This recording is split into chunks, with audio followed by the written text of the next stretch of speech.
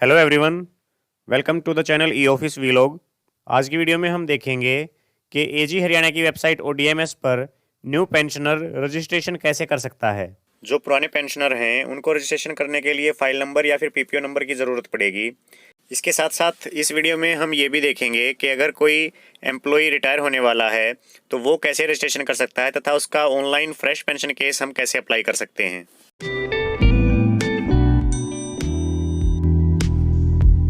Video start करने से पहले मैं आपको बता दूं, ये जो आप स्क्रीन पर एसीएस फाइनेंस की इंस्ट्रक्शंस देख रहे हैं, इसके अकॉर्डिंग जो ऑनलाइन फ्रेश पेंशन केस का पायलट प्रोजेक्ट है वो अभी तक सिर्फ 4 डिस्ट्रिक्ट में लागू हुआ है। इसके अलावा जितने भी डिस्ट्रिक्ट हैं उनको ऑफलाइन केस ही सेंड करना है जब तक सरकार की कोई नई इंस्ट्रक्शंस नहीं आ जाती। इसके अलावा 15/2/2021 से इन 4 डिस्ट्रिक्ट्स को भी अपना फ्रेश पेंशन केस ऑनलाइन भी भेजना है, उसके अलावा फिजिकल फॉर्म में भी सेंड करना है। दोनों फॉर्म में ही सेंड करें। इन 4 डिस्ट्रिक्ट्स के अलावा बाकी डिस्ट्रिक्ट अपने एम्प्लॉयज़ का ऑनलाइन रजिस्ट्रेशन कर सकते हैं इस पोर्टल पर, और जो भी डॉक्यूमेंट अपलोड करने होते हैं वो तैयार करके रख सकते हैं, ताकि जैसे ही पेंशन केस ऑनलाइन उनके डिस्ट्रिक्ट में भी स्टार्ट होता है तो वो ऑनलाइन ही अप्लाई कर पाएँ, जिससे कि पेंशन का जो सैंक्शन है वो जल्दी मिल सके रिटायर्ड एम्प्लॉय को। सबसे पहले आप ओडीएमएस की वेबसाइट ओपन करें। ओडीएमएस की वेबसाइट का जो एड्रेस है वो आप यहाँ पर एड्रेस बार में देख सकते हैं, odms.aghy.gov.in। अब यहाँ पर अगर कोई पेंशनर ऐसा है जिसका पेंशन केस पहले से बन चुका है और उसको पेंशन रिवीजन वगैरह के लिए अप्लाई करना है, तो उसके लिए सबसे पहला लिंक है अप्लाई फॉर पेंशनर रजिस्ट्रेशन। जब आप इस पर क्लिक करेंगे तो यहाँ पर जो उसका पीपीओ नंबर है या फिर फाइल आईडी है वो पहले से ही बना हुआ होगा, क्योंकि ये मैंडेटरी है यहाँ पर एंटर करना। उसके बाद उसकी फाइल आईडी और पीपीओ नंबर में से कोई एक एंटर करना है, और डेट ऑफ बर्थ और डेट ऑफ रिटायरमेंट एंटर करके आप रजिस्ट्रेशन कर सकते हैं पेंशनर का।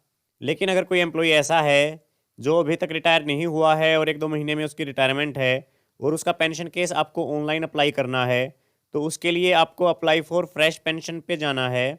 जब आप इस लिंक पर क्लिक करेंगे तो यहाँ पर न्यू एम्प्लॉई जो भी पेंशनर बनने वाला है रिटायरमेंट के बाद, तो उसका रजिस्ट्रेशन करने का लिंक ओपन हो जाएगा।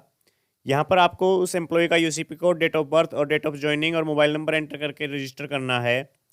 अगर वो एम्प्लॉय पहले से ही रजिस्टर है तो यहाँ पर लिंक है ऑलरेडी रजिस्टर्ड, इस पर क्लिक करके आप लॉगिन कर सकते हैं। ये वीडियो फ्रेश पेंशन केस से ही रिलेटेड है, तो मैं आपको यहाँ पर एक एम्प्लॉय का रजिस्ट्रेशन करके दिखा देता हूँ। यहाँ पर जो एम्प्लॉय का यूसीपी कोड है वो आप ई सैलरी से ले सकते हैं। ई सैलरी से उसका यूसीपी कोड कॉपी करके यहाँ पर पेस्ट कर दें। उसके बाद आपको एम्प्लॉय की डेट ऑफ बर्थ एंटर करनी है। डेट ऑफ बर्थ एंटर करने के बाद आप उसकी डेट ऑफ ज्वाइनिंग एंटर करें। डेट ऑफ ज्वाइनिंग में वही डेट एंटर करें जिस डेट पे उस एम्प्लॉय ने ज्वाइन किया है सर्विस बुक के अकॉर्डिंग। अगर कोर्ट केस से या फिर किसी और ऑर्डर के तहत उसकी पास सर्विस को पेंशनरी बेनिफिट के लिए कैलकुलेट किया है तो उसकी एंट्री आप यहाँ पर ना करें, क्योंकि ये रिकॉर्ड मैच नहीं होगा एजी हरियाणा के रिकॉर्ड के साथ और आप रजिस्ट्रेशन नहीं कर पाएंगे। तो जो सर्विस बुक में डेट ऑफ ज्वाइनिंग है वही एंटर करने के बाद मोबाइल नंबर एंटर करें। उसके बाद रजिस्टर पे क्लिक करें। रजिस्टर पे क्लिक करने के बाद ओटीपी जाएगा एम्प्लॉय के मोबाइल नंबर पर, वो ओटीपी आपको एंटर करना है। ओटीपी एंटर करने के बाद वेरीफाई मोबाइल ओटीपी पे क्लिक करें। इसके बाद यहाँ पर एप्लीकेशन 4 आ जाएगा। इसमें आप सिलेक्ट कर सकते हैं कि आप पेंशन, ग्रेजुटी या कम्यूटेशन के लिए अप्लाई कर रहे हैं या फिर फैमिली पेंशन के लिए। तो अगर एम्प्लॉय की अभी डेथ नहीं हुई है तो आपको पेंशन ग्रेजुटी के लिए ही अप्लाई करना है। अगर किसी एम्प्लॉय की सर्विस के दौरान डेथ हो जाए रिटायरमेंट से पहले, तो फिर आप डायरेक्ट फैमिली पेंशन या फिर फैमिली पेंशन डीसीआरजी के लिए अप्लाई कर सकते हैं। वर्किंग एम्प्लॉय के केस में पेंशन, ग्रेजुटी, कम्यूटेशन ही सिलेक्ट रहने दें और रजिस्टर लॉगिन पे क्लिक करें। इस प्रकार आप अपने किसी भी एम्प्लॉय का रजिस्ट्रेशन कर सकते हैं। यहाँ पर आप स्क्रीन पर देख सकते हैं लॉगिन आईडी और पासवर्ड जनरेट हो चुका है इस एम्प्लॉय का।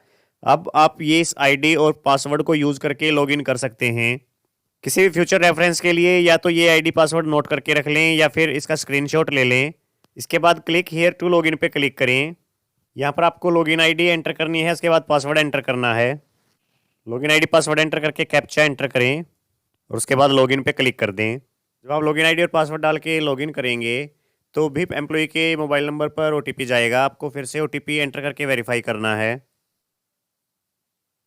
इसके बाद एम्प्लॉय की जो लॉगिन आईडी है वो ओपन हो जाएगी। सबसे पहले लेफ्ट हैंड साइड में जो आपको ये 4 स्टेप्स दिखाई दे रहे हैं इनको कंप्लीट करना है।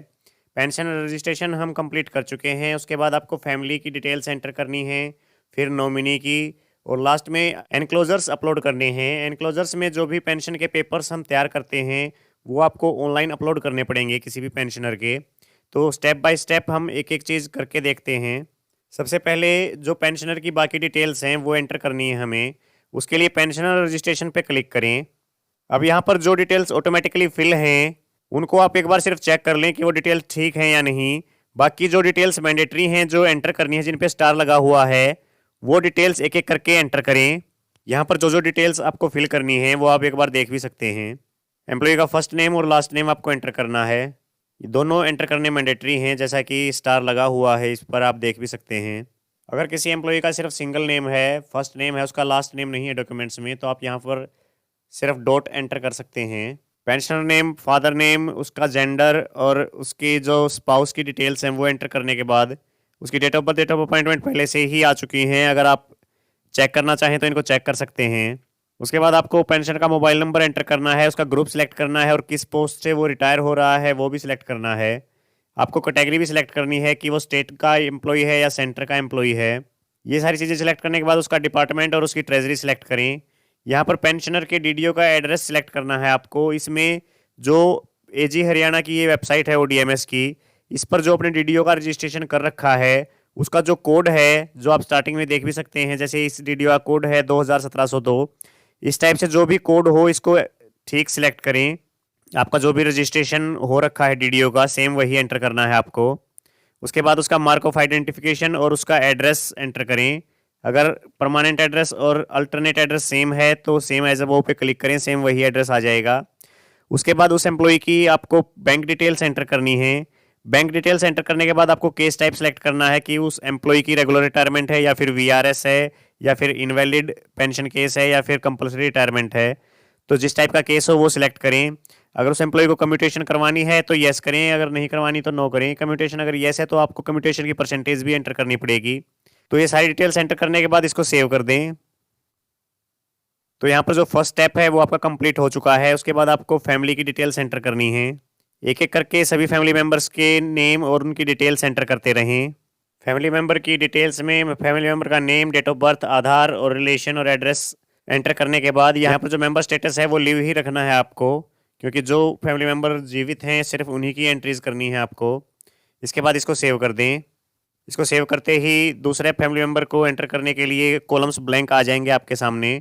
फिर आपको दूसरे फैमिली मेम्बर अगर कोई हैं तो उनकी एंट्रीज करनी है। इसी तरीके से जितने भी आपके फैमिली मेम्बर्स हैं सबकी डिटेल्स एंटर करके सेव करते रहें। यहाँ पर फैमिली मेम्बर्स की डिटेल में सिर्फ वही एंटर करें जो पेंशन रूल्स में फैमिली की डेफिनेशन में फैमिली के अंदर आते हैं मेंबर्स, जो उस डेफिनेशन में कवर होते हैं। उनकी एंट्रीज करने के बाद डाटा को लॉक कर दें। अब यहाँ पर आपके 2 स्टेप पूरे हो चुके हैं। अब थर्ड स्टेप में आपको नॉमिनी के लिए रजिस्ट्रेशन करना है। यहाँ पर जो भी आपने फैमिली मेम्बर एंटर किए हैं, जब आप इस पर क्लिक करेंगे फर्स्ट ऑप्शन पे तो आप उनमें से ही किसी को सिलेक्ट कर सकते हैं नॉमिनी के लिए। नेम सेलेक्ट करने के बाद परसेंटेज में आप सिलेक्ट नहीं कर पाएंगे, ये एज इट इज़ ही रहेगा। यहाँ पर आपको उसका शेयर एंटर करना है, कितने % उसको शेयर मिले। अगर आप अल्टरनेट नॉमिनी एंटर करना चाहते हैं तो अल्टरनेट नॉमिनी भी एंटर कर सकते हैं। उसके बाद उसके शेयर टाइप में भी परसेंटेज ऑफ अमाउंट एंटर करके जो भी उसको शेयर आप दिलाना चाहते हैं वो एंटर करें। आपका मेन नॉमिनी यही रहेगा जो आपने यहाँ पर एंटर किया है। अगर बाई चांस कोई मिस हैपनिंग हो जाती है तभी आपका अल्टरनेट नॉमिनी काम आएगा। उसके बाद इसको सेव कर दें। सेव करने के बाद डाटा को फिर से लॉक करें। तो यहाँ पर आपके ऊपर वाले तीनों स्टेप कंप्लीट हो चुके हैं। अब आपको लास्ट जो स्टेप है अपलोड एनक्लोजर, उस पर जाना है। यहाँ पर अब 8 टाइप के सर्टिफिकेट्स और फॉर्म्स हैं जो आपको स्कैन करके अपलोड करने हैं। सबसे पहले मेडिकल अलाउंस का ऑप्शन है कि आपको फिक्स्ड मेडिकल लेना है या फिर ओपन मेडिकल। ओपन मेडिकल आपको पता भी होगा सिर्फ वही एम्प्लॉयज़ या पेंशनर लेते हैं जो क्रोनिक डिजीज़ के पेशेंट होते हैं। उसके बाद अगर आपने कोई लोन या एडवांस ले रखा है गवर्नमेंट से, वो आप जो आपकी फाइनल पेमेंट्स हैं उनमें से एडजस्ट करवाना चाहते हैं तो उसके लिए ऑप्शन है। थर्ड ऑप्शन में अगर बाई चांस गलती से आपको एक्सेस पेमेंट हो जाती है पेंशन की तो उसके लिए अंडरटेकिंग जो देनी होती है उसकी जो कॉपी है वो अपलोड करनी है आपको। उसके बाद आपको अपना और अपने फैमिली मेम्बर्स का आधार कार्ड स्कैन करके अपलोड करना है।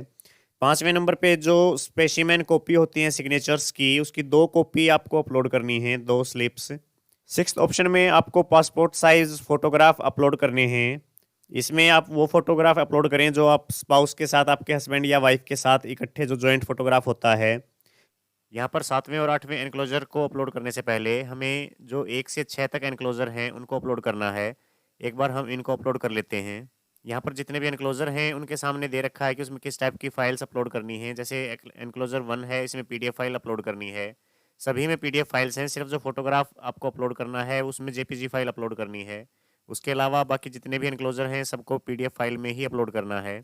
यहाँ पर जो एनक्लोजर हैं उसके लिए आप जो फॉर्मेट है वो यहाँ से भी डाउनलोड कर सकते हैं। अगर डाउनलोड प्रिस्क्राइब फॉर्मेट पे आप क्लिक करेंगे तो इसका जो स्पेसिमेन है वो डाउनलोड हो जाएगा। ये मेडिकल अलाउंस के लिए ऑप्शन है, इस पर अगर आप फिक्स मेडिकल अलाउंस लेना चाहते हैं तो ऊपर वाले को टिक करें। अदरवाइज और के नीचे जो ये सेकंड पोर्शन है इस पर टिक करके गवर्नमेंट एम्प्लॉय के साइन करवा के इसको अपलोड कर सकते हैं। इसके अलावा जो हमारे पेंशन रूल्स हैं उसमें भी इसका फॉर्मेट दिया हुआ है। ये हमारे पेंशन रूल्स का फॉर्मेट है। इसमें लैंग्वेज लगभग सेम ही है, जिसको भी आप चाहें उसको स्कैन करके अपलोड कर सकते हैं। एनेक्स्चर अपलोड करने के लिए चूज फाइल पे क्लिक करें। उसके बाद जहाँ पर भी आपकी वो फाइल सेव है उसका पाथ देकर उसको सिलेक्ट कर लें। फाइल को सिलेक्ट करने के बाद अपलोड फाइल पे क्लिक करें। अपलोड फाइल पे क्लिक करने के बाद इन सब के नीचे ये फाइल शो हो जाएगी आपको, ऑप्शन फॉर मेडिकल अलाउंस। यहाँ से आप इसको डाउनलोड करके देखना चाहें तो डाउनलोड भी कर सकते हैं। अगर गलती से कोई गलत फाइल अपलोड हो गई है तो इसको आप यहाँ से डिलीट भी कर सकते हैं। इसी तरीके से एक एक करके सारी फाइल्स को अपलोड कर दें। जैसे जैसे आप डॉक्यूमेंट अपलोड करते रहेंगे तो ये नीचे डाउनलोड फाइल के ऑप्शन आ जाएंगे इनके सामने, और ऊपर सिर्फ 2 बचेंगे, पेन 1 और पेन 2, जो आपने अभी तक अपलोड नहीं किए हैं। ये 6 एनक्लोजर अपलोड करने के बाद फिर आपको पेन 2 और पेन 1 अपलोड करने हैं। इनको अपलोड करने से पहले आपको यहाँ से पेन 1 और पेन 2 का जो फॉर्मेट है वो यहीं से डाउनलोड करना पड़ेगा, क्योंकि इन फॉर्म्स में इन 6 एनक्लोजर के साथ प्री फिल्ड डाटा आएगा। जब आप यहाँ पर डाउनलोड पे क्लिक करेंगे तो ये फॉर्मेट डाउनलोड हो जाएगा। यहाँ पर जो फोटो आप अपलोड करेंगे वो भी इसमें अपने आप आ जाएगा, और जो बाकी की डिटेल्स हैं वो भी इस पे अपने आप आ जाएंगी इस एनक्लोजर पे। जैसे कि जो जो डॉक्यूमेंट्स आपने अपलोड कर दिए हैं उसके सामने लिखा हुआ आ रहा है एनक्लोज्ड। यहाँ पर पेन 1 आपने अभी तक अपलोड नहीं किया है इसलिए नॉट एनक्लोज्ड लिखा हुआ आ रहा है। तो आपको पेन 2 से पहले पेन 1 को डाउनलोड करके एम्प्लॉय से साइन करवा के अपलोड करना है। उसके लिए पेन 1 को डाउनलोड करें। ये पेन 1 की डिटेल्स शो हो जाएंगी। इस एनेक्स्चर को आपने एम्प्लॉय से भी साइन करवाना है और 2 विटनेस से भी साइन करवाना है। आप चाहें तो यहाँ पर देख भी सकते हैं, download prefilled form pen 1 and upload the same after taking self and witness signature. Pen 1 है उस पर सेल्फ और विटनेस दोनों के सिग्नेचर करवा के अपलोड करना है, और जो पेन 2 है उस पर सिर्फ एम्प्लॉय के सेल्फ सिग्नेचर करवा के अपलोड करना है। तो पहले आप पेन 1 अपलोड करें, उसके लिए चूज फाइल पे क्लिक करें, सेम यही प्रोसेस है। पेन 1 सिलेक्ट करने के बाद अपलोड फाइल पे क्लिक कर दें। पेन 1 के अपलोड होने के बाद जब आप पेन 2 का जो एनेक्स्चर है वो डाउनलोड करेंगे तो इसमें अब पेन 1 के सामने जो नोट एनक्लोज लिखा हुआ आ रहा था वहाँ पर एनक्लोज लिखा हुआ आ जाएगा। ये आने के बाद फिर आपने पेन 2 पे गवर्नमेंट एम्प्लॉय के साइन करवाने हैं और उसके बाद इसको अपलोड करना है। पेन 2 को सिलेक्ट करके उसको भी अपलोड कर दें। तो जो पहले वाले हमारे 6 एनक्लोजर थे उसका फॉर्मेट आप यहाँ से भी डाउनलोड कर सकते हैं या फिर अपने पेंशन रूल से भी ले सकते हैं, कोई भी अपलोड कर दें। लेकिन जो पेन 1 और पेन 2 है वो आपको यहीं से डाउनलोड करके और साइन करवा के अपलोड करने हैं। जब ये सारे के सारे एनेक्स्चर अपलोड हो जाएंगे तो आपको सबमिट एप्लीकेशन पे क्लिक करना है। यहाँ पर आपकी एप्लीकेशन सक्सेसफुली सबमिट हो चुकी है।